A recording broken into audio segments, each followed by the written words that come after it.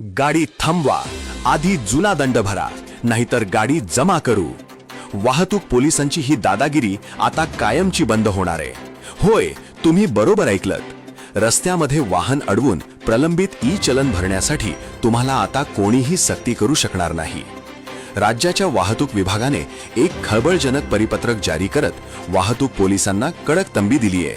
अनेक ठिकाणी वाहतूक पोलीस वाहन चालकांना अडवून त्यांना धाक दाखवून जुना दंड वसूल करत असल्याच्या तक्रारी विविध वाहतूक संघटनांमार्फत थेट मंत्र्यांपर्यंत पोहोचल्या होत्या. यावर आता राज्याचे अपर पोलीस महासंचालक प्रवीण साळुंखे यांनी मोठा निर्णय घेतलाय. त्याची दखल घेत त्यांनी राज्यातील सर्व वाहतूक पोलीस विभागाला या संदर्भात एक परिपत्रक काढले आहे.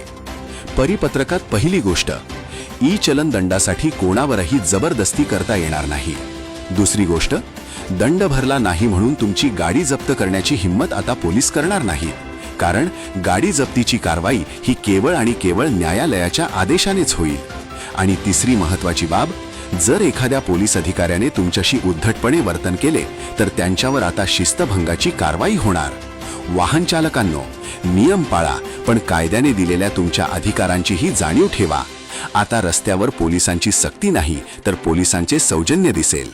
वाहतूक संदर्भात अधिक माहितीसाठी आम्हाला फॉलो करा, व्हिडिओला लाईक करा आणि कमेंट करा, व्हिडिओ शेअर करा.